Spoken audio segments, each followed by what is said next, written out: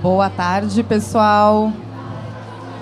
Olha só, eu ia falar sabadão bonito, porque eu já perdi a noção total de dias, que horas são. Depois de 360 mesas mediando. Exatamente. Tava pensando hoje, inclusive, Vanessa, se eu posso entrar no livro dos recordes. Fiquei com essa ambição agora. Mas boa tarde para todo mundo. A gente está aqui para falar sobre contos, poesia, por que a gente gosta tanto, né, dessa literatura que a gente pode chamar de rápida, o que não significa que é menos intensa. Eu estou aqui com o Igor Marcondes, bem-vindo. E a gente teve aqui um imprevisto na mesa, então a gente não vai ter... a gente está esperando ainda, né? Mas teve um imprevisto com a Jarid e com a Tati.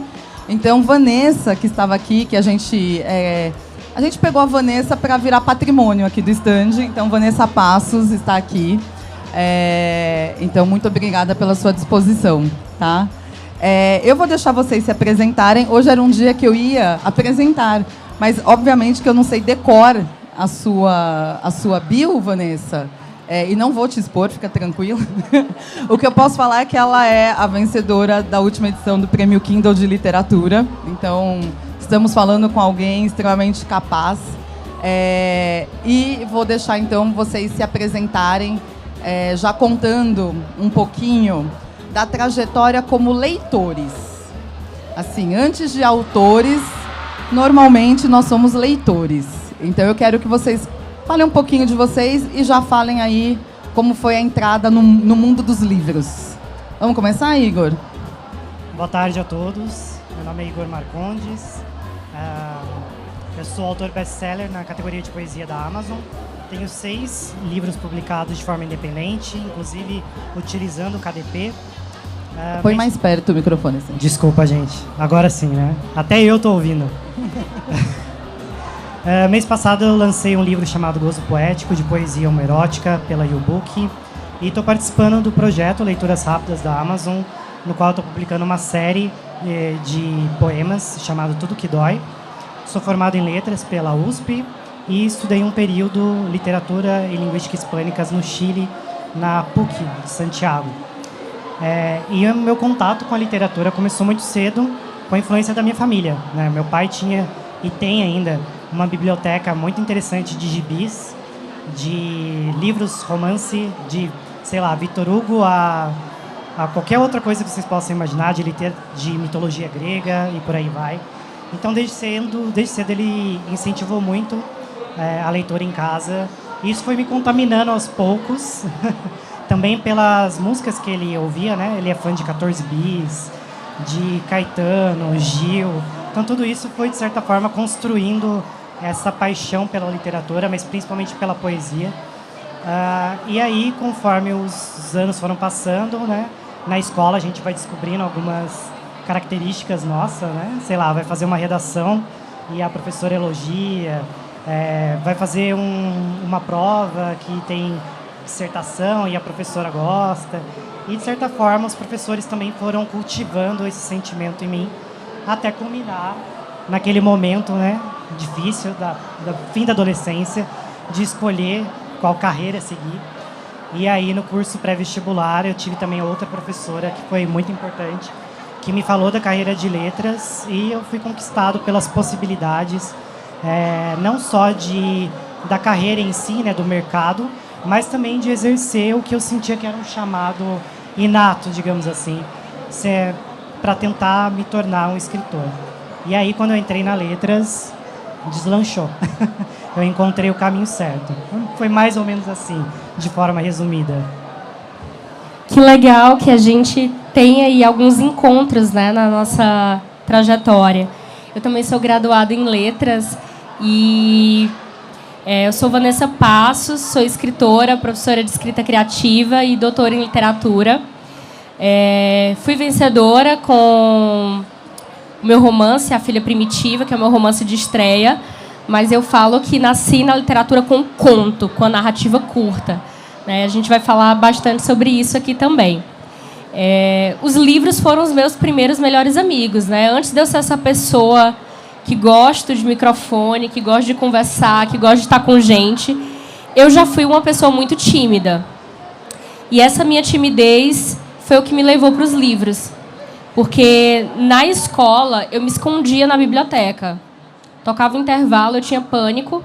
Aí eu me escondia para a biblioteca e os livros foram os meus primeiros melhores amigos. E eu fiquei apaixonada, né? Eu ficava assim... Eu ficava chocada como os escritores conseguiam saber o que eu estava sentindo. Era o meu primeiro espanto. Como que eu nunca tinha dito aquilo para ninguém, né? Eu não conseguia nem olhar ninguém nos olhos e como eles sabiam o que eu estava sentindo. Eu acho que isso é mágico da escrita, da literatura. Essa capacidade da empatia, sabe? De mexer com o outro, de tocar, de emocionar, seja na poesia, seja no conto, seja na crônica, no romance. E disso veio a vontade, o desejo de criar minhas próprias histórias. Mas nem imaginava, né, que ia ser escritora ainda. E aí, quando eu entrei na graduação em letras, fui para letras porque amava ler e escrever e já gostava de ensinar também. Era aquela pessoa que chegava perto de alguém e já ficava com aquilo. Mas na graduação é que eu conheci os concursos literários, né? E aí eu comecei a entender como eu poderia colocar os meus textos no mundo. Então foi dessa maneira, assim. E eu lia muito, lia de tudo, né? Desde os livros clássicos aos textos contemporâneos, né? Lia muita literatura brasileira. Sempre gostei de livros pesados. Em que sentido? Muito sentido, né? Eu gostava de chorar, eu gostava daquela coisa assim que mexesse muito comigo, né? Sempre gostei muito. E é isso, assim. Eu acho que a literatura nos move. E eu sempre repito, assim, a literatura salva. A literatura salva. Sempre quando eu vou às escolas, né, volto para as escolas agora não como professora, mas como escritora, e as pessoas perguntam: por que, Vanessa, que você diz que a literatura salva? E eu digo que é porque eu sobrevivi para contar a história. É isso, né? Vamos parar a mesa aqui, pronto, acabou, né? Igor, poesia. Quando a gente é adolescente, a gente pensa a poesia como uma rima, né? Assim, amor com dor, né? E a gente sabe que a poesia é algo extremamente profundo. Eu falo que é um soco no estômago, a poesia, né? Qual a importância da poesia? Como que a gente chega nesse tom tão forte, de poucas palavras? Como que é para você criar poesia, escrever poesia? Como que vem isso? Olha, é uma pergunta complexa. A gente tem 25 horas aqui, pode falar. Tá, então se preparem. Não, mas eu acho que isso realmente é muito individual, mas para mim a poesia tem um papel social muito importante, e principalmente hoje em dia, porque nós que estamos conectados o tempo inteiro, muitas vezes pode ser que a gente se sinta conectado, mas sozinho, né, incompreendido, como se a gente não tivesse alguém com quem contar. Como ela mesma disse, a literatura salva, e a poesia está incluída nisso, porque justamente a gente consegue criar esses laços de identificação. E quando eu falo isso, não é nem porque você se identifica necessariamente com o que foi escrito, mas quando você não se identifica, você também precisa fazer uma reflexão sobre o porquê disso ter acontecido. Então, por exemplo, meu livro Gozo Poético é um livro de poesia homoerótica, mas somente homens gays devem ler? Não, muito pelo contrário. Pessoas que não são dessa comunidade podem e devem ler, para que elas sejam apresentadas a uma nova perspectiva de amor, de afeto, e inclusive encontrar confluências sobre a forma com que elas vivem o afeto delas com esse tipo de pessoas, né? Porque às vezes a gente tem esses pontos de confluências com comunidades diferentes das nossas, mas por não abrir um livro, a gente não encontra isso. E a poesia traz essa ruptura nos padrões que a gente vive, né? Então, a poesia tem esse alcance social, porque, afinal, como você disse, são poucas palavras, pode até ser lido rapidamente, mas exige reflexão, exige que você se dedique um pouquinho mais, porque, afinal, que impacto social tem uma postagem que eu posso fazer, que dura 24 horas, depois some no nada, né? Que impacto isso pode gerar? A poesia vem trazendo a solução e traz essa solução há milênios, né? Não é à toa que o Platão queria expulsar os poetas da República, porque eles fazem as pessoas se questionarem sobre quem elas são, sobre quem o próximo é. E isso sempre foi assim, sempre será. A poesia não vai admitir que a gente se... Ela vai fazer isso, ela vai transgredir. Ela vai fazer exatamente isso. Ela vai transgredir de novo. E vai fazer quantas vezes forem necessárias. Para que a gente se dê conta de que o nosso universo não é um só. A gente não vive uma só verdade. Nós vivemos várias verdades simultaneamente. Não só porque eu estou aqui numa mesa com duas pessoas diferentes, mas eu sou uma pessoa com várias verdades. Eu não sou só um homem gay. Eu sou um homem gay do interior do Vale do Paraíba. Então, sei lá, quando eu leio um livro da dona Ruth Guimarães, conterrânea minha, autora, e eu me identifico com o vocabulário que ela usa, e assim por diante, né? A poesia tem esse papel fundamental na sociedade de fazer essas relações se tornarem mais humanas e menos objetificadas. Vanessa, você, numa das mesas, parece que você já participou de 25 aqui, né? Mas a primeira que você participou... Você falou que você foi escrever romance porque você queria ficar mais tempo com os personagens, né? Qual que é a luta no conto? Qual que é... Quando a gente para, tem uma... a hora de saber parar um conto é importante. Qual que é a diferença, né, do romance? Não é porque o conto é menor, então a gente escreve um romance e só vai cortando até chegar num conto, né? Não é. Uau. Como que é? Adorei a pergunta, né? O conto é um recorte, né? Se a gente for parar para pensar no romance, por exemplo, na narrativa longa, você pega o conto, ele é um recorte, mas é preciso saber fazer um bom recorte, né? Um recorte que tenha ali, que faça sentido para o leitor, que ele consiga capturar o leitor, que tenha assim um começo, meio e fim, e que possa impactar. Claro que a gente tem, se a gente for estudar conto, né? E eu também sou professora, então tem vários tipos de conto. Tem o conto tradicional, tem o conto moderno, tem o conto contemporâneo. Mas eu gosto do conto que tem nocaute. Quem já me leu sabe que eu gosto daquele conto que a gente sai arrebatado do conto, né? Porque como ele é mais breve, eu acho que ele tem menos tempo para capturar o leitor. Então, eu gosto dessa energia do conto. Então, se o corte é mal feito, ele não consegue, né? É preciso fazer isso. E aí você tem pouco espaço, poucas palavras para fazer isso.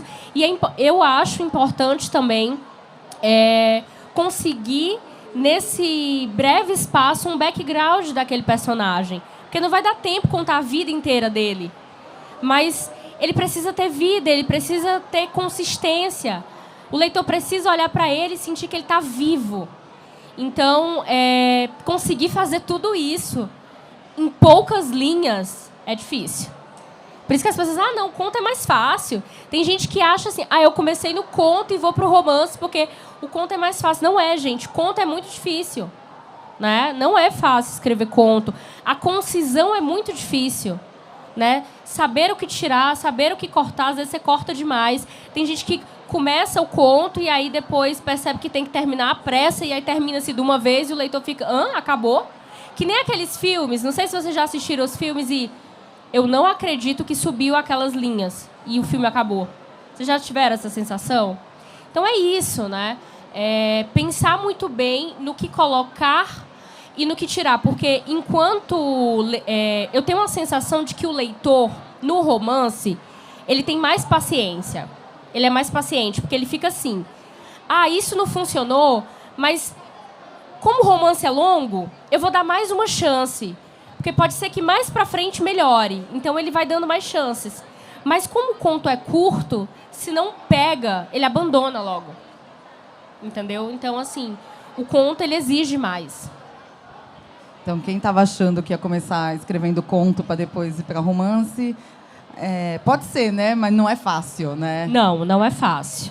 É o famoso menos é mais, né? Menos é mais. Igor, você tem um trabalho muito forte nas redes sociais, né? E a gente tem visto nos últimos anos, até antes da pandemia, a gente viu vários poetas que começaram a usar, né, a rede social como forma de divulgação, colocando um poema. E a gente começou a ver muitas pessoas tendo acessibilidade à poesia, né? E a gente também tem críticas, às vezes algumas pessoas falando, mas isso não é poesia, isso aí é outra coisa. Queria que você falasse sobre esse seu trabalho e como que você vê as redes sociais, o mundo digital hoje, na divulgação tanto do seu trabalho como da poesia, enfim, da escrita em geral. É muito complexo falar sobre isso, porque, como eu disse anteriormente, a poesia ela vem para transgredir coisas que são muito estáveis, né, ou muito padronizadas. Então, inserir a poesia, eu acho que até mesmo a literatura de forma geral, nas redes sociais é um desafio. Primeiro, como se conto já é difícil, rede social é pior, porque o espaço é muito menor. Então, a gente tem que ter um cuidado muito grande para não esvaziar de conteúdo. É por isso que muitas vezes as pessoas têm essa sensação de que isso não é poesia. É porque provavelmente aquilo não expressou nenhum conteúdo para você. Mas existe muita poesia, sim, que é só uma frase, que é só uma palavra. Depende muito do contexto em que é colocado, da forma com que o autor constrói aquilo. E isso leva tempo, é um desafio. A gente ainda está entendendo essas plataformas, né? Agora elas estão tomando um grande espaço na nossa vida. E isso exige que a gente faça mais estudos, mais experimentos. E é isso que eu tento fazer nas minhas redes sociais. Não apenas para divulgar o meu trabalho, mas para justamente tentar conhecer um pouquinho melhor o que as pessoas esperam do poeta pós-moderno, né? Qual é o meu dever para com vocês que estão aqui? O que vocês querem, o que vocês sentem que faz parte do dia a dia, né? E isso a gente só consegue fazer se comunicando. Não tem como fugir disso. Um autor, seja poeta ou não, que está fora dessa realidade, ele está recusando a realidade que ele vive, né? A gente faz parte disso. Querendo ou não, em algum momento você vai ter contato com essas mídias e você vai ter que encontrar, não necessariamente uma forma, mas a sua forma de lidar com elas e transformar elas em parte do seu trabalho. A sua linguagem, o seu jeito. E isso leva tempo, né? Claro, sua comunicação. A gente está aqui no stand da Amazon KDP, com autores independentes. E se publicar de forma independente já é difícil, vocês trabalham um nicho a mais ainda, né? Você, principalmente, com a poesia. Como é um autor independente publicando poesia? Quais os desafios disso? Eu estou só fazendo perguntas existenciais hoje, né? Tá bem difícil, tá bem filosófico o negócio aqui.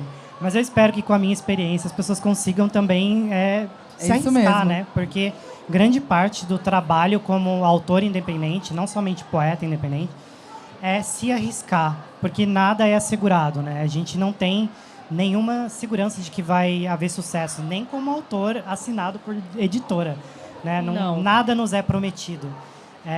Mas o interessante é isso.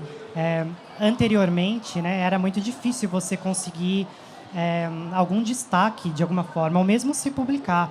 E essas plataformas como o KDP vêm justamente abrindo a porta para as pessoas, para que elas consigam, de alguma forma, entrar no mercado editorial, né? Porque, desculpa quebrar o sonho de alguém, mas é um mercado. A gente precisa entender que isso é uma realidade. E para conseguir uma coisa desse mercado, você precisa estar dentro dele. E a forma que eu encontrei como autor independente de fazer isso foi publicando a minha obra no KDP. Eu nunca podia imaginar que eu ia estar aqui hoje, né? Claro, era um sonho, mas imaginar que publicar um livro que eu revisei, que uma amiga fez a capa e assim por diante, né, me traria aqui, é coisa de outro mundo, né? E eu acho que é uma iniciativa necessária para que a gente rompa um pouco com essas barreiras que, querendo ou não, o que era tradicional nos trouxe, né? Existem tantas pessoas como eu e a Vanessa que precisávamos de uma porta, né? Ou uma janela, não sei, que nos fosse aberta para a gente encontrar uma forma de se expressar no mundo, tocar outras pessoas que talvez passassem pelas mesmas coisas que a gente, né?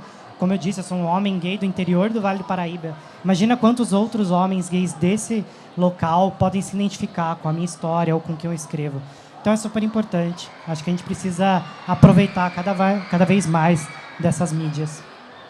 Vanessa, fala um pouquinho da sua experiência como autora independente. Você ainda continua autora independente, né? Ela é autora independente, mas tem livro publicado e vencedora. Mas eu falo que uma vez autora independente, sempre a gente porque a gente sempre vai querer fazer tudo, né? Quando a Vanessa estava aqui no dia do lançamento, o pessoal da editora Record estava falando, a Vanessa, se deixar, ela abre caixa de livro, né? Me fala como foi para você e a parte, enfim, os contos, enfim, como é essa experiência? Olha, é bem legal isso, porque eu acho que o autor independente, ele precisa muito, primeiro, dessa vontade, primeiro desse desejo, né? Ele está procurando essa janela, não é nem para pular mesmo, assim, né? E isso é muito legal. É quase uma loucura. É uma loucura. Mas isso é muito bacana, porque a gente está buscando oportunidades, estratégias para apresentar o nosso trabalho, para poder fazer isso cada vez melhor, né? Então, assim, enquanto autora independente, eu falo, não é porque hoje, agora, eu tenho uma grande editora que eu vou deitar na rede e não vou fazer mais nada. Pelo contrário. Mesmo tendo assessoria de imprensa, assessoria de marketing, assessoria de tudo, eu estou aqui o tempo todo, né, com autores, levo os autores, os leitores, quando não sabem cadê o stand da Record, digo, vamos lá, gente. Quem não conseguiu pegar autógrafo, vamos, eu vou lá com vocês. Porque isso é muito legal, porque faz parte, é importante, né? Então, assim, eu acho que ter consciência de que você é a principal pessoa que vai divulgar o seu trabalho é a primeira coisa que a gente precisa ter em mente, sabe? Que ninguém vai fazer melhor do que você. E é engraçado porque eu estava conversando com uma amiga, né? E eu, enquanto mulher, assim, a gente está trazendo aqui as nossas minorias, né? Assim, você falou de ser um autor gay e eu de ser uma autora mulher e uma autora nordestina, né? E eu divulgo muito o meu trabalho. E uma pessoa falou assim, Vanessa, mas teu marketing é muito agressivo. É engraçado porque... Aí eu falei, não, eu não acho que é agressivo. Mas sabe por que é? É porque desde que o mundo é mundo, os homens divulgam os seus trabalhos. E tá ok os autores divulgarem os seus trabalhos. Mas quando é uma mulher, eles estão acostumados das autoras tímidas falarem assim, o meu livrinho. Eu tenho um livrinho aqui, deixa eu esconder o meu livrinho. E aí, quando tem uma autora que divulga o seu trabalho, que não tem vergonha, que fala, que se apresenta, aí parece agressivo, sabe? Soa demais. Mas não é. Eu acho que a gente tem que colocar a cara do mundo. A gente tem que apresentar o que a gente faz, porque a gente dá duro. Foram 4 anos, gente, escrevendo esse livro. Foram 11 versões, reescrevendo. Foram 4 leituras críticas. Foi muito trabalho. Antes desse, o A Mulher Mais Amada do Mundo, que é o meu livro de contos, que também está na Amazon, né? Eu vendi 2.000 exemplares físicos em plena pandemia. Só pela internet, sem nenhum lançamento presencial, porque não deu para fazer.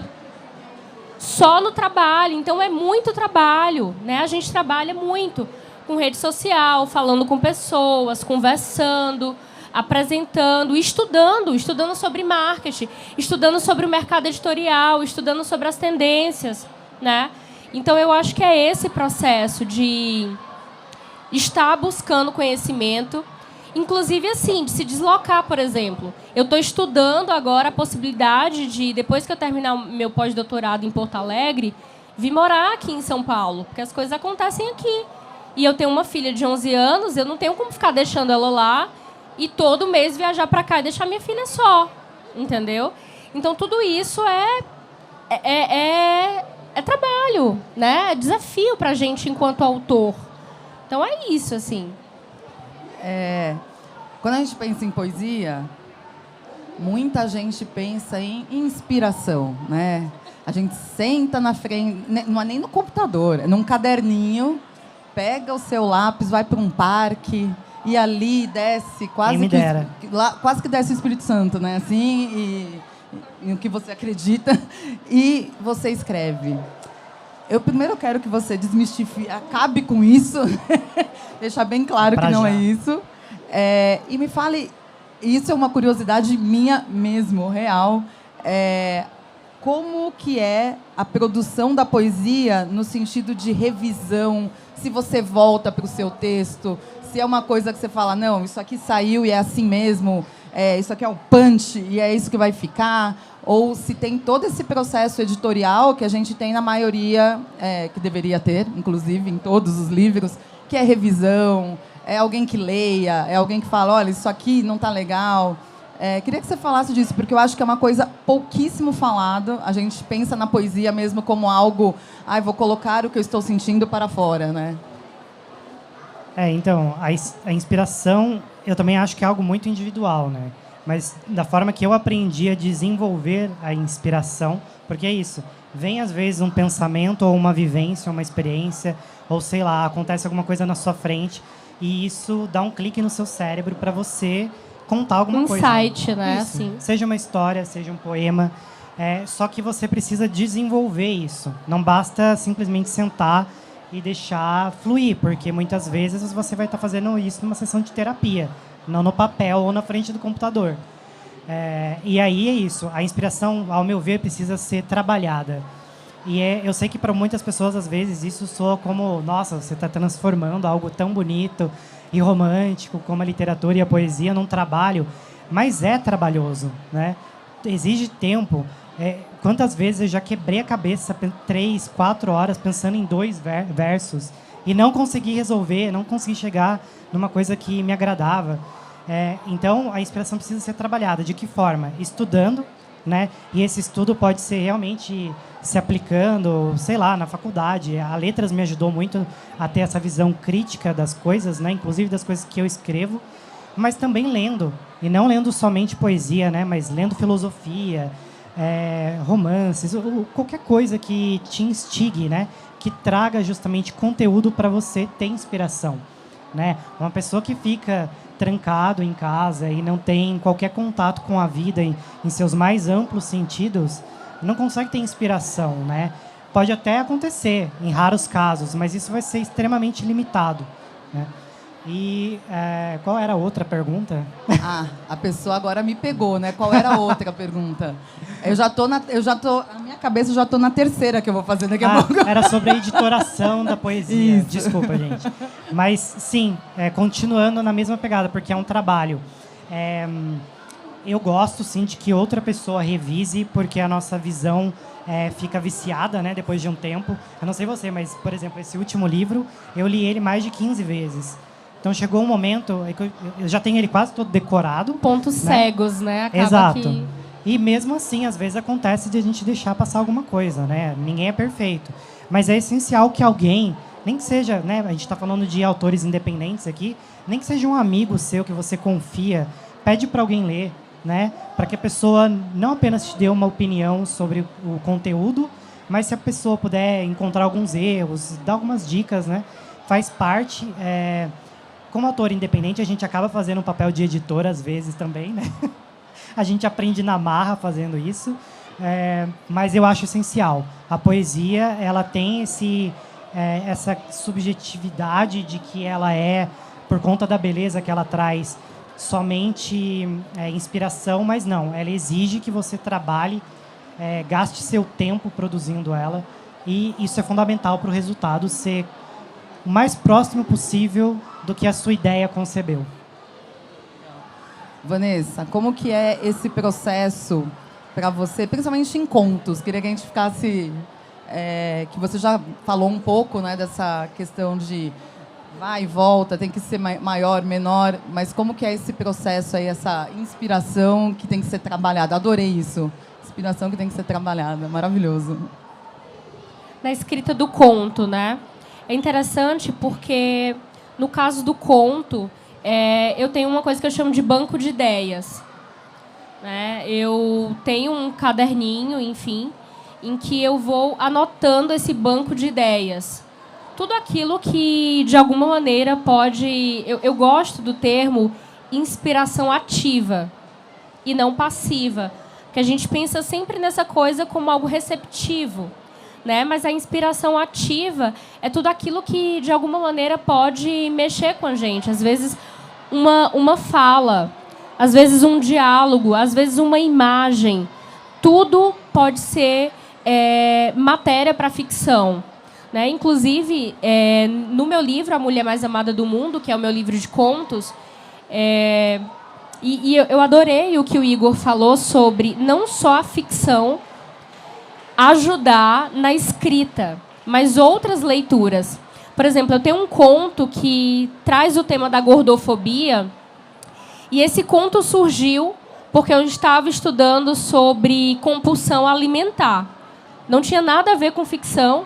Eu estava estudando compulsão alimentar porque eu tive compulsão alimentar. E estava pesquisando sobre o assunto, estudando. E, de repente, eu cheguei numa série de depoimentos de mulheres. E, num depoimento, eu li uma frase que eu li aquilo e eu falei, meu Deus, eu tenho que escrever. A mulher falava assim, eu como porque a comida me abraça. Nossa, eu chorei. Eu chorei litros. Eu disse, isso tem que virar um conto. E virou o conto Fome, né? Dentro desse meu livro. E aí eu anotei no meu banco de ideias, né, em que eu vou anotando. E esse banco de ideias, depois em que ele vai constantemente sendo alimentado, eu paro em algum momento para pensar num projeto. Por quê? Enquanto professora, eu falo muito isso, sabe, Cássia? Livro de contos não é você reunir os contos que você escreveu ao longo da vida inteira e jogar num livro. Não é. Ah, não, eu escrevi isso aqui de 1990 a 2020 e vou jogar e publicar de qualquer jeito. Não, é por isso que, às vezes, os autores independentes têm má fama, porque eles querem fazer de qualquer jeito. Não pode, gente. Tem que pensar, tem que editar, tem que fazer uma coisa bacana. O leitor percebe, né? O leitor sempre percebe. O leitor percebe se é de qualquer jeito. Então, é interessante ter um fio condutor, é interessante ter uma estrutura. No A Mulher Mais Amada do Mundo, a estrutura são as personagens femininas, né, que vão conduzindo esse livro. Ele está no KDP também, está no Kindle Unlimited, quem quiser depois baixar. E é isso, né? Então, eu trabalho dessa maneira. É legal que você começou a pode falar. Eu só queria complementar. Essa ideia que a Vanessa falou sobre ter um caderno para anotar as ideias é fundamental. Inclusive, o título desse livro que eu lancei com a U-Book surgiu quando eu estava fazendo uma leitura de um livro de filosofia. E aí me veio o título, eu anotei. Falei, nossa, isso aqui vai dar um livro de poesia homerótica em algum momento. Né? Eu não sabia quando. Aí, quando o convite veio para escrever um livro, né, publicar um livro com a editora, falei, bom, acho que agora é a hora de tirar da gaveta, fazer uns testes, ver onde vai dar. E aí saiu o livro. Né? Então, anotem ideias. Né? Se você está lendo, vendo um filme, ouvindo uma música, não importa. Essas ideias podem ser transformadas em livros. Eu costumo dizer que quem escreve tem memória. Quem não escreve tem vagas lembranças. Exatamente. Eu anoto tudo. Exatamente. Vocês me veem aqui, por exemplo, eu juro que eu não estou no Tinder, não, tá? A Vanessa já está mais próxima de mim. Eu tenho um caderninho, que eu comecei as mediações no caderninho. Agora, como eu voltei para o bastão, porque minha voz estava morrendo com o headset, absolutamente, se você pegar meu celular, tem palavras que eles vão falando e tem hora que me dá completamente branco. Vocês acabam de falar, vocês estão falando e eu tô, meu Deus, o que era? Deu, ok, lembrei. Então é isso, né? Eu imagino ainda mais num momento que passa tempo, né? Aí não vai lembrar. E pensando nisso, coleção, a Vanessa falou, né, que dentro de um livro de conto, a gente já tem que ter esse fio, né, condutor. Uma coleção, então, como é, Igor? Como foi fazer parte da coleção Leituras Rápidas da Amazon? Então, foi um grande desafio, porque o próprio mote do projeto é que a leitura seja rápida, né? Então, eu tive que encaixar a poesia, que exige mais reflexão, mais tempo despendido dentro desse mote. E eu aceitei o desafio, e eu tive que criar alguns métodos, usar algumas ferramentas que eu conhecia para propor uma solução que não é, né, uma resposta para todo mundo seguir. Inclusive, seria bom que outros poetas entrassem nessa discussão. Mas eu entendi que se eu contasse uma história ao longo desses 12 lançamentos previstos para o Leitura Rápida, eu conseguiria instigar o leitor, porque quando você diz que tem uma história, a pessoa já imagina que tem uma linha lógica, né? Uma linearidade nos eventos.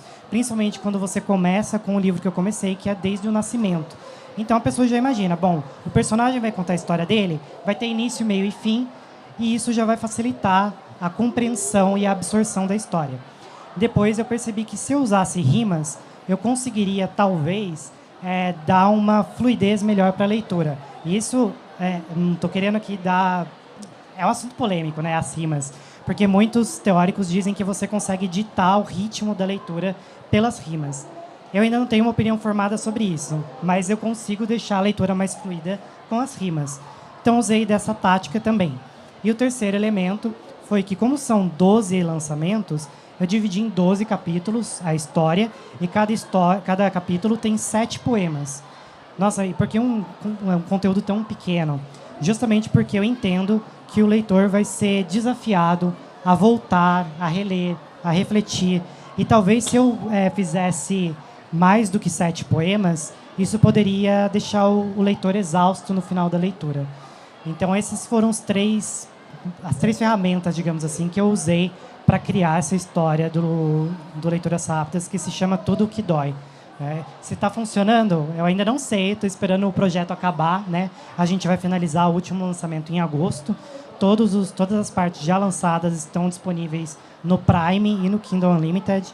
É só entrar e baixar gratuitamente.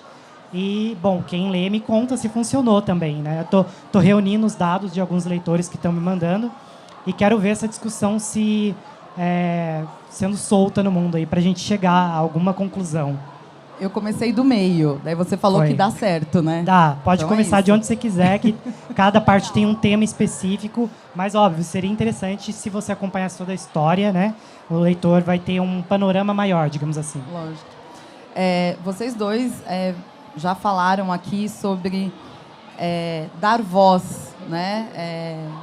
O Igor aqui falando sobre homens gays. E eu vou só te repetir, homens desde do Vale do Paraíba, porque eu gostei do Vale do Paraíba. Não só do Vale, mas do Vale do Paraíba. Eu achei muito bom. Vanessa, uma mulher que veio lá de Fortaleza, mora em Porto Alegre, está aí solta, querendo vir para São Paulo, dando voz às mulheres. O livro dela tem questões muito fortes, né, das violências que uma mulher sofre, a questão da maternidade. Para vocês, eu não tô aqui pedindo uma opinião geral, para vocês, a literatura, vocês precisam dar voz? É uma coisa que é necessário para vocês quando vocês escrevem? Precisa ter esse objetivo ou não? Saiu naturalmente? Olha, que pergunta difícil, né? Primeiro que eu acho que é interessante porque talvez o termo nem seja esse, dar voz, né? Eu acho que, na verdade, as pessoas já têm essas vozes, mas eu acho que é ser visto, né? Eu acredito que é se sentir representado dentro dessa literatura, né? Dentro dessa literatura é se sentir visto, é se sentir ouvido, é se sentir pluralizado. Não é isso, Igor? Porque, assim, às vezes, enquanto a gente lê na literatura, sempre os mesmos personagens, sempre as mesmas histórias, sempre as mesmas situações. Isso é tão interessante. Tem uma pesquisa da Regina Del Castanhe, na revista... saiu na revista Cult, mas uma pesquisadora da UNB, ela falando que... agora eu vou lembrar dos números, porque eu li tantas vezes. Nessa pesquisa ela fala que... Espera que eu vou lembrar. 70,6% das grandes editoras ainda publicavam mais homens que mulheres. E que dessas publicações, 50,8% eram mais personagens masculinos do que femininas. Dessa pesquisa, eu fui percebendo, e aí entra ainda a questão de personagens que não serem representados, personagens negros, personagens gays e tudo mais. Então, eu acho que é muito isso, de trazer a pluralidade. Às vezes, a gente fala tão rápido que o pensamento não acompanha a fala. Coisa de ariana, né, Cássia? Quem é a Ariana aqui? Você nasceu no mesmo dia que eu. A gente descobriu isso aqui, que a gente nasceu no mesmo dia. A gente nasceu no mesmo dia. Cuidado com essa mesa, tá? 2 Arianas junto, meu Deus do céu, dá até dó. Mas é isso. Então, assim, na verdade, o que acontece? Isso veio da necessidade mesmo, assim, de contar, de ser a história que eu queria contar. Eu acho que, querendo ou não, atravessa a mão que escreve. Não é uma narrativa que é autobiográfica, é ficcional, mas atravessa, assim, tudo aquilo que a gente vivencia, que a gente experimenta. E claro que o leitor, ele se sente bem de ver outras narrativas, outras personagens dentro da literatura. Eu vi uma coisa linda, assim, uma vez um videozinho no Instagram de uma criança assistindo o filme Encantado, da personagem, dizendo: nossa, o meu cabelo, meu cabelo. Então, assim, é aquela coisa, né, da gente perceber que só tem, às vezes, um tipo de personagem, com um tipo de cor, com um tipo de olho, com um tipo de história. Uma história que só passa num lugar. Por exemplo, a minha narrativa se passa em Fortaleza, no Ceará, no Nordeste. Tem um tipo de comida, tem um tipo de fala. Por exemplo, uma pessoa que fez a leitura crítica disse assim: esse verbo não existe. Porque ele mora num lugar, ele acha que o verbo enguiar não existe. Eu disse: existe. Lá no Nordeste a gente fala enguiar, né? Então é bacana a gente conhecer outros lugares, se colocar em outros lugares, porque eu acho que até para a sociedade, se a gente se colocasse mais no lugar do outro, a gente viveria muito melhor. E a literatura permite isso. Eu concordo com tudo e queria só complementar que é justamente por conta dessas novas ferramentas de autopublicação que a gente tem hoje que a gente conseguiu diversificar essas vozes, né? Porque tem muitas pessoas que, por serem quem são, não conseguem entrar no mercado editorial. Então, com essas plataformas de autopublicação, como o KDP, a gente conseguiu dar vazão para essas vozes, né? Então, quando eu entro lá na categoria de poesia para ver, né, o meu ranking, eu vejo um monte de gente lá, sabe, diferente, um monte de autores de diversas partes do Brasil, falando sobre diversos temas. E isso é incrível. Eu fico muito feliz de ver. Bem-vinda, Tatiana Amaral. Conseguiu chegar. Bem-vinda. Vou já te jogar na fogueira, então. Você é uma autora best-seller da KDP, de romances, e foi parar no conto.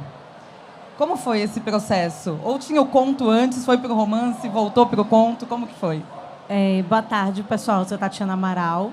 Antes de tudo, eu vou pedir perdão por ter chegado atrasada, mas eu fiquei presa no engarrafamento e depois me perdi aqui dentro. Não consegui encontrar vocês. Fiquei um tempão rodando, tentando encontrar a Amazon.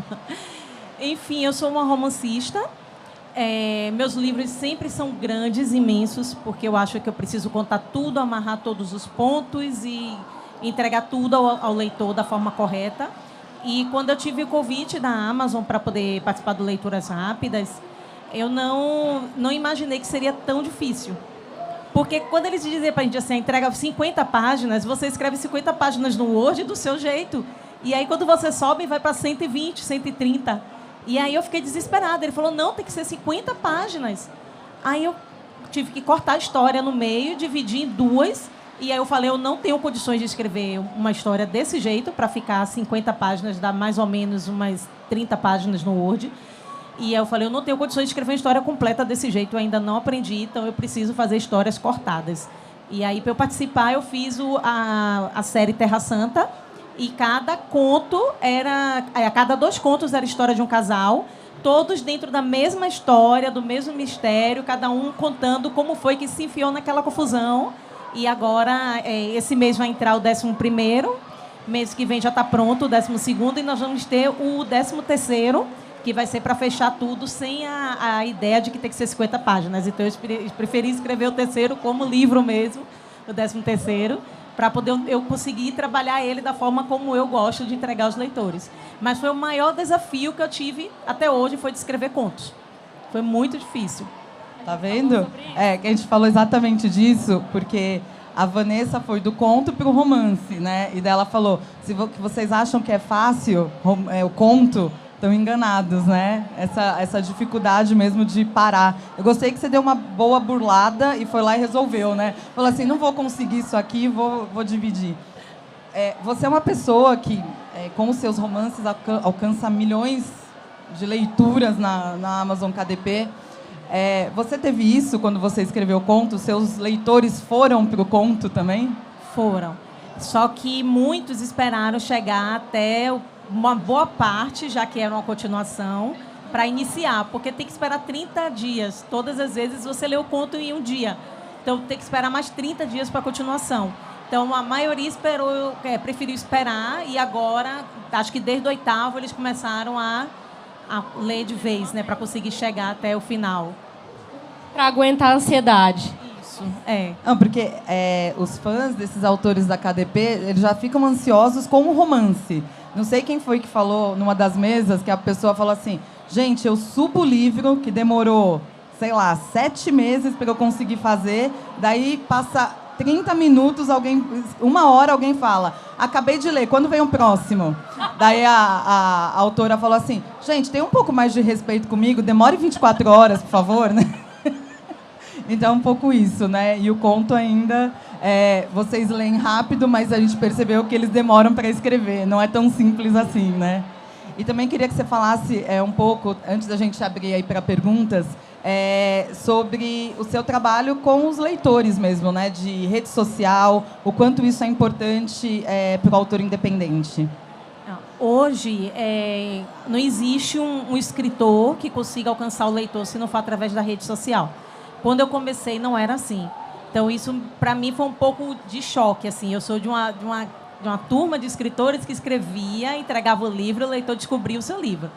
E agora nós vamos fazer o trabalho, eu sou formada em marketing, e eu sempre brinco com a história da galinha. Nós vamos fazer o trabalho da galinha, né? Que é a galinha e a pata. A galinha vende mais do que a pata. Por quê? Se o ovo da pata é mais nutritivo e é maior. Mas por que a galinha vende mais? Porque ela grita quando ela põe. Né? E a pata esconde. Então, a gente faz o trabalho da galinha agora. A gente grita, a gente lança e grita para todo mundo que está lá o livro. Vai em todos os grupos. Eu tenho lista de transmissão. Eu tenho grupos, fã-clube, tem um grupo oficial, tem um outro grupo que é o Maritacas. E aí nós vamos jogando em todos os grupos. Antes até, a gente já começa a fazer esse trabalho. Gente, vamos levantar, vamos falar do livro.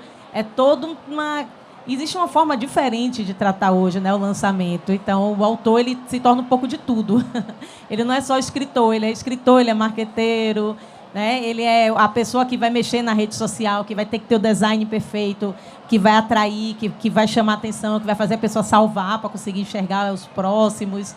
Você vai ter que entender de rede social, que é bem fundamental, né? Tem toda essa questão em cima. E cada rede social é um público diferente. E você vai alcançar públicos diferentes com cada rede social. Então, você precisa aprender tudo isso e escrever bem. E rápido. Escrever rápido. Vanessa, como que é essa pressão que se tem de escrever? Ela falou, escrever rápido. Na KDP tem realmente essa pressão dos leitores, né? De quer logo. E a gente sabe que para você estar... Eu odeio falar essa palavra, que eu sempre falo errado. Algoritmos. Eu tenho uma tendência a falar algoritmo, entendeu? Mas algoritmo. A gente sabe que tem que escrever, que tem que estar lá. Como é colocar a sua essência, né, no papel, querer escrever e lidar com pressão de escrita? Aí para todo mundo, né? Porque os 3 sofrem com isso. Assim, eu lido com isso de uma forma talvez um pouco diferente. Eu acho que não, assim, acho que a Tati talvez trabalhe só. Você trabalha para além da escrita ou você trabalha só com os livros, né? Pronto. O que acontece? Eu tenho um trabalho. Eu não digo que eu vivo de escrita, eu vivo de literatura. Eu deixo isso muito claro para a minha audiência. Justamente porque eu não escrevo livros muito rápido. E eu deixo isso, eu digo, leitores, fiquem calmos. Né? Por exemplo, A Filha Primitiva foram 4 anos. Claro que cada livro tem um ritmo diferente. Por exemplo, A Mulher Mais Amada do Mundo, que foi o livro de contos, saiu com 1 ano. Porque os contos eu já escrevo mais rápido, os contos, do que o romance. Mas eu tenho trabalhos como professora de escrita, leitora crítica, consultora literária, eu dou palestras, eu faço eventos. Então, eu tenho serviços nesse sentido e tenho os meus trabalhos, claro, com a venda dos livros, com o direito autoral. Então, assim, a minha renda, ela vem de tudo isso. Ela não vem só do livro. Então, por isso que me permite não publicar a cada 6 meses, ou a cada 3 meses, ou a cada ano. E aí eu trabalho no meu tempo do livro, que eu acho que eu realmente preciso. Eu não consigo trabalhar assim. Eu preciso publicar em 3 meses ou em 6 meses, porque eu faço 15 versões de um livro. Então, nem daria, nem seria possível. Humanamente impossível. É engraçado, porque assim, o meu tempo real de escrita de um livro é de 4 meses.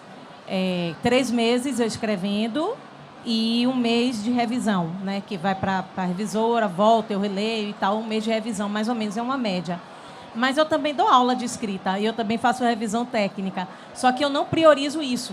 Tipo, a minha aula ela é uma aula gravada, ela fica na Hotmart. Então, a pessoa já tem a aula ali, ela compra e vai. Eu não dou uma aula eu ali com a pessoa, né? E a revisão crítica é algo que eu só paro realmente se não for atrapalhar o meu trabalho. Aí eu aceito fazer. Mas, normalmente, eu pego para a editora. A editora normalmente me pergunta se aquele livro deveria ser aprovado ou não. E aí eu faço uma revisão crítica. E aí eu digo se, na minha opinião, né, se deveria passar por um tratamento, ou se nem valeria a pena e tal. Mas o meu tempo mesmo, eu escrevo muito rápido. O meu tempo mesmo é de 4 meses para a escrita de um livro. Mas cada autor, na verdade, ele tem o seu tempo. O seu processo, e a né? sua realidade. Por exemplo, eu sou mãe de 3 crianças. E eu consigo escrever um livro em 4 meses. É por isso que eu sou um pouco maluca. Né? Uma hora você está falando de livro, outra hora você está falando de filhos. E você começa a brigar com o filho e escrever uma cena de amor. E vai funcionando assim, né? Então... E também tem muito a ver, isso é muito legal que a Tati, já tô BFF dela, né? Já tô chamando de Tati. Todo mundo. Mas eu adoro. Porque também, outra coisa que é legal a gente falar, porque tem os gêneros dos livros, os tipos de livro, por exemplo, né? Tem essa coisa, a gente tem, por exemplo, um romance de drama, o romance que é literário, o romance romântico. E aí tem também que a gente tem que levar em consideração tudo isso, né? E a gente não pode desprezar nenhum. Nenhum. Todos têm o seu processo, têm o seu ritmo. E sem comparação. Eu falo tanto sobre isso, gente. A comparação é tão injusta. Porque cada pessoa tem o seu jeito. Por exemplo, o meu marido, ele é escritor. Ele só consegue escrever no silêncio total. Ele coloca algodão no ouvido. E eu escrevo no barulho. Se eu fosse escrever no silêncio, eu não ia escrever nunca. Porque é uma vida louca, fazendo pós-doutorado com uma criança, adolescente. E não dá. Então, é isso, né? A gente vai fazendo como é possível, né? Sobre silêncio... Viajando o tempo todo. Na primeira mesa às 11 que a gente teve, uma das autoras, ela falou que ela teve a ideia do livro porque o marido dela resolveu fazer doutorado e ele queria exigir silêncio. E daí eram 2 crianças, cachorro, tudo num apartamento. Daí ela foi tomar banho desejando ter outro marido. E aí veio a ideia do livro. Então é isso. Tá vendo? Silêncio. E você, Igor, como que é isso? Nossa, varia muito de livro para livro, né? Cada projeto é uma coisa. Mas eu gosto também de silêncio. Mas eu costumo escrever rápido, porque eu tenho pouco tempo para escrever. Eu também não vivo só da escrita. Eu trabalho como revisor de textos. Então, nos momentos em que eu posso escrever, eu me jogo sei lá, acho que eu incorporo o livro, a ideia do livro, e deixo acontecer, sabe? Isso pode levar 1 mês, pode levar 3 meses. Teve livro que levou 78 dias, né, para escrever. Um poema para cada dia em que não te vi. Eu literalmente escrevi um poema por dia. Então levou 78 dias. Eu adoro os títulos dos teus livros, nossa. Os títulos são mais difíceis de achar, muitas vezes. Olha só, a gente está falando de tudo que é menor, parece que é mais difícil, né? A gente falou, o conto já reduz, o título, então, às vezes, é muito tempo, né, para chegar, né? E ver como varia. Esse livro, Gozo Poético, ele surgiu a partir do título. Um poema para cada dia em que não te vi, surgiu da experiência de escrever um poema por dia. E aí eu me dei conta que o nome do livro já estava na experiência em si. E aí foi fácil encontrar. Mas até eu perceber isso, né, gastei horas pensando. Me fala dessa experiência. Eu ia abrir para a pergunta, mas eu agora quero saber dessa experiência é isso, você se colocou, foi você que se colocou o desafio de escrever um poema por dia? Foi. Passei por um término de relacionamento. Ah, é sempre muito bom essas coisas, né? A gente acaba só piorando, Exato. né? E quem nunca, né? E aí eu falei, bom, vou fazer que nem a Adele e vou transformar isso em arte. Quem sabe eu fico milionário, né?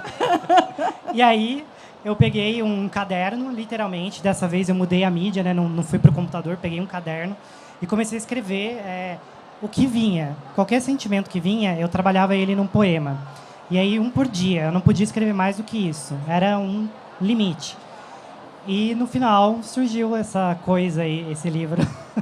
Que foi justamente ele que ficou em primeiro lugar na Amazon. Incrível, né? Eu acho que, às vezes, tem algumas experiências que elas são... não vou falar que elas são mais impactantes que as palavras, mas elas juntas, elas são muito impactantes, né? Sim. Então, assim, você teve a experiência de escrever exatamente isso, virou um livro, e talvez para as pessoas tenha um impacto que só essa experiência, se você não tivesse feito isso, não teria sido o mesmo livro, né? Com certeza. Exato. Mas envolve aquilo que a gente falou anteriormente, né, Vanessa? Exige coragem. Porque se eu não tivesse coragem, não apenas de escrever sobre essa experiência, mas de publicá-la, né, tornar isso público, exige coragem. Parabéns por ser corajoso. Então, Obrigado. agradecemos. Pessoal, queria abrir para perguntas. Aqui, temos uma.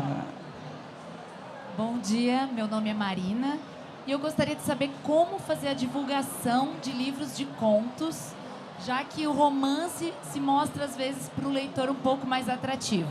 Então, como você mostra para o público que um livro de contos pode ser um objeto tão desejado quanto um romance? Exatamente assim no marketing. Leia histórias curtas se você não tem tempo. Como divulgar? Com vocês, gente. Eu tive que aprender mesmo, assim. Eu nem imaginava que existia um público para coisas tão curtas, assim. E a Amazon, quando me convidou, eles me disseram que eles tinham feito a mesma coisa nos Estados Unidos, deu muito certo, e eles queriam trazer para o Brasil, porque tinham pessoas que liam no ônibus, liam no horário do almoço e queriam completar aquela história, e não queriam ficar parando ou desejando continuar a história enquanto estava fazendo outras coisas. E eu achei que, na minha opinião, quando chegou assim a ideia para mim, que eles me trouxeram, eu falei, isso não existe, né? Mas foi uma coisa assim que, de verdade, muita gente passou a me conhecer através dos contos. Me descobriram porque eu lançava conto e liam livros rápidos, e aí passaram para os meus outros livros. Então, a divulgação meio que surgiu através da própria Amazon, que fez uma divulgação muito legal do projeto do Leituras Rápidas. Foi uma divulgação muito boa. E eu fiquei o tempo todo batendo na tecla de que eram contos bem curtos, né, que não poderia passar do que eu estava ali entregando para eles. E ainda assim eu conseguia passar, porque o último subiu com 70 páginas, não teve como. Infelizmente, não tem como, tem algumas coisas que você não tem como evitar. E aí acabou que a Amazon entendeu essa parte nessa primeira etapa. Na segunda, eu não sei se vai ser tão livre, né? Vocês vão impedir a gente de fazer isso. Já vai ter uma cláusula Tatiana Amaral. Vai ser, não pode, Tatiana. Foi um dos pontos que discutimos bastante, assim, tipo, não pode passar de 50 páginas. Eu disse, como eu vou fazer isso, meu Deus? Mas vamos lá, vamos tentando. Olha, assim, eu sempre fui muito leitora de contos, né? E, na verdade, eu comecei com contos. Então, eu acredito que é muito isso, né? Porque a gente vai muito por aquilo que a gente escuta, e a gente sempre escuta que o mercado editorial valoriza o romance.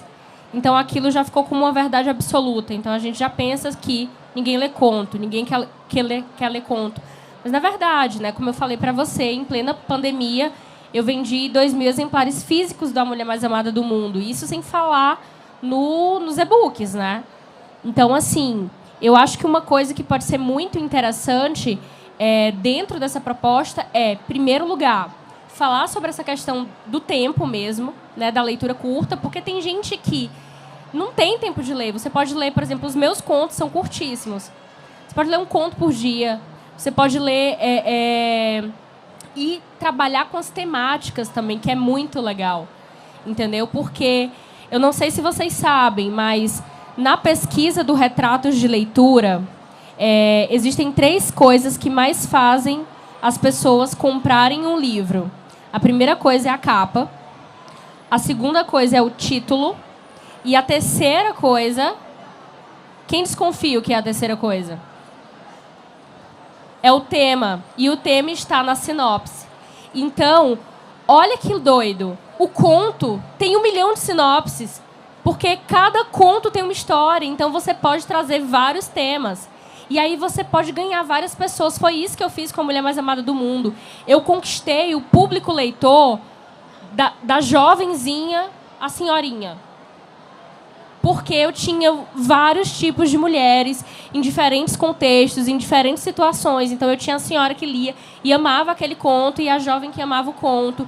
E eu trabalhei muito fortemente na questão das temáticas e das diferentes personagens. Então, trabalha fortemente pensando. Eu também trabalhei com ilustrações, que foi muito bacana. Cada conto... Porque tinha muita questão do corpo feminino, porque eu trabalho com personagens femininas. Então, vai pensando estrategicamente o teu marketing e trabalhando. Não se deixa assim, levar só pelo que sempre te disseram. Dá para fazer, entendeu? Eu queria acrescentar uma coisa. Se você está falando especificamente de publicar no KDP, existem algumas coisinhas que valem a pena falar. Quando você lança um e-book através da plataforma KDP, o algoritmo, naturalmente, organicamente, já entrega o seu livro para mais pessoas. Então, por isso que o Leituras Rápidas também funciona organicamente, porque todo mês que a gente lança um e-book novo, ele tem mais destaque. Então, isso já é uma questão. A segunda é mostrar o seu livro para as pessoas, nas suas redes sociais. Então, seja você, por exemplo, eu escrevo poesia, declamando num vídeo, ou então tirando foto do seu livro, se é e-book, postando trechos, né, através do aplicativo do Kindle, você consegue mandar direto, se você não tem destreza para fazer alguma arte, alguma coisa assim. E tem outras ferramentas, né, para a gente fazer esse tipo de trabalho também.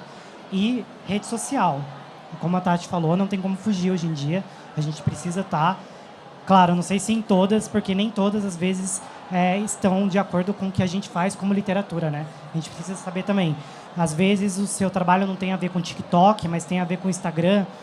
Tem que analisar isso também. Mais alguma pergunta? Ali.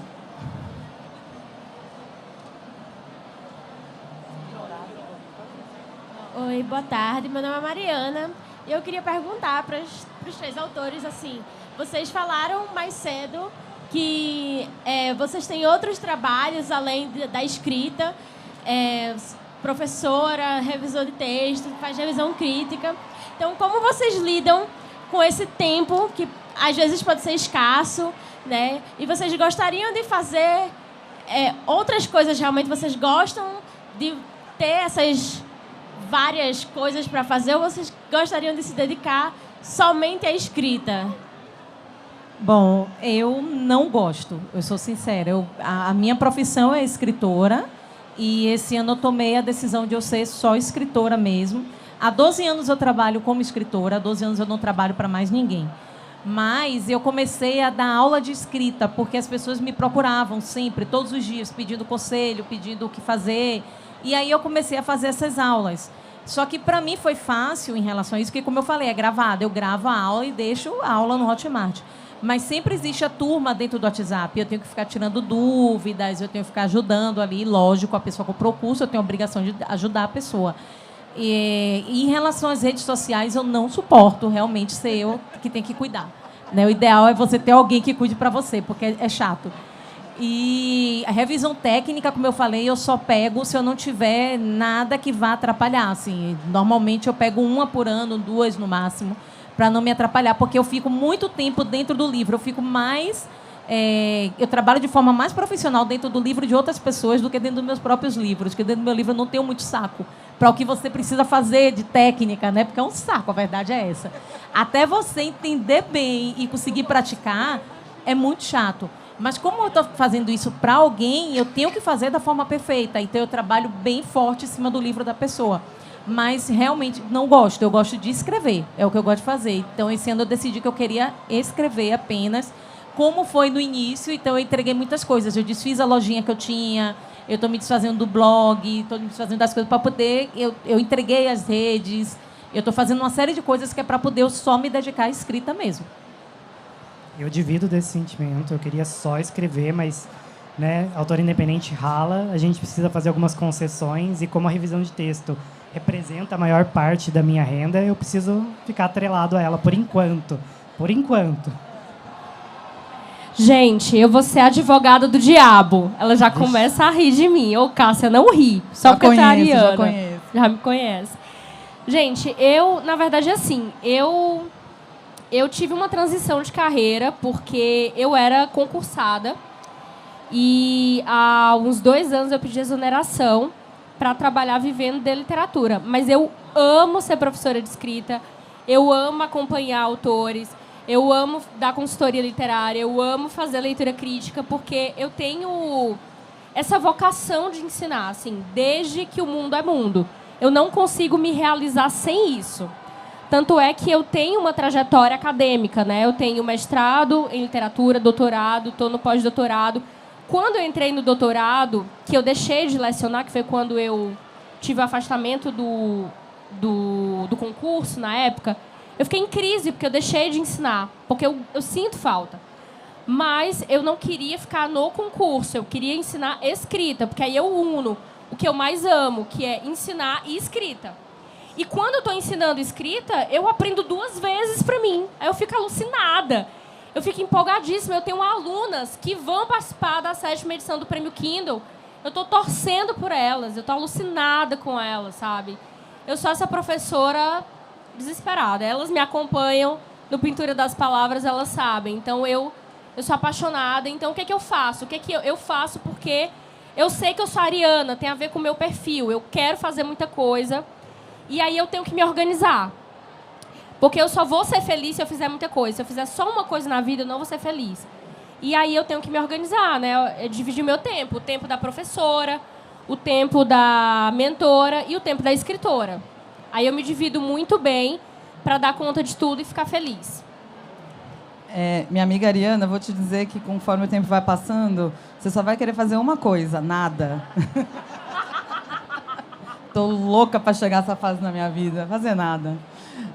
Bom, pessoal, queria muito agradecer a presença de vocês, a plateia lotada aqui nessa sexta-feira. Obrigada, Vanessa. Vamos falar nas nossas redes sociais. Vamos falar das verdade. Eu ia falar um negócio e antes esqueci. Obrigada, Vanessa. Vanessa, assume aí, por favor. Não, eu queria que vocês falassem do trabalho de vocês, onde que estão as coisas aqui na Bienal, o que vocês estão falando, redes sociais e para a gente fechar. Bom, eu tenho 35 livros, entre romances e contos, né? Alguns estão só na Amazon, por causa do contrato. Alguns são da editora Pandorga. A editora Pandorga não veio esse ano para a Bienal, então tem alguns livros deles espalhados em alguns estandes. Eu estou com o lançamento na Qualis, o Todo Meu Perdão, que é o 2º livro do Sem Perdão, que domingo vai ser a sessão de autógrafo, mas já está lá, quem quiser. E na Planeta eu tenho com a Aurora também, que está na promoção por R$10 aí. Muito bom. É bom que ela já faz a promoção. Isso já. aí. Rede social, Tatiana Amaral Oficial em tudo. Só é procurar que você acha. Todas as redes eu tô lá. Bom, também vou divulgar minhas redes sociais, é Igor Autor em todas. E também queria relembrar sobre o meu livro que eu estou lançando. Saiu no mês passado pela U-Book e também está disponível na versão áudio. E ficou muito bonita. Foi gravado pelo Theo Cochrane. Pensei, já ia perguntar se era você. Não, eu não tenho uma voz que vale a pena ser gravada. Gente, tem que ser sincero. E é isso, gente. Obrigado pelo convite também. Deixa eu fazer. Eu esqueci de falar que os meus livros também estão como audiobook na Storytel. E aí, na minha rede social, tem um linkzinho, só é chegar lá, pegar 30 dias gratuitos para conseguir ouvir a voz do Robert Carter, do professor Alex, está tudo lá já gravado, prontinho para vocês. Eu adoro audiobook. Bom, minhas redes sociais, Vanessa Passos, escritora. Minha rede social de trabalho, né, onde eu acompanho autores e pessoas que querem escrever, publicar, é @Pintura das Palavras. Eu estou com o meu livro que venceu o Prêmio Kindle de Literatura, o A Filha Primitiva. Ele está no stand da Record, também está com desconto, gente. E todos eles estão na Amazon também, né? O A Filha Primitiva pode ser baixado no Kindle Unlimited. O A Mulher Mais Amada do Mundo, que é o livro de contos, também. E eu tô sempre por aqui, né? Eu brinquei que eu já tô aqui direto. Tá pedindo CLT já aqui na Amazon. Já tô aqui direto, tô aqui para autografar quem quiser. Então, assim, óbvio que você pode baixar, mas é muito legal também, né, para ajudar aí o autor e toda a cadeia do livro. Então, comprar o livro. A Vanessa vai estar aqui na última mesa do domingo. Então, quem quiser vir aqui também, a gente vai ter uma mesa com finalistas e premiados, né, do Prêmio Kindle, e daí pode pegar o autógrafo também. E Igor está aqui, quem quiser também autógrafo, eu vou pegar o meu. Pessoal, super obrigada. E às 16 horas, daqui a pouco, temos uma próxima mesa, que, como sempre, eu esqueço o tema da próxima mesa. Eu prometo melhorar, gente, mas está no totem. Valeu.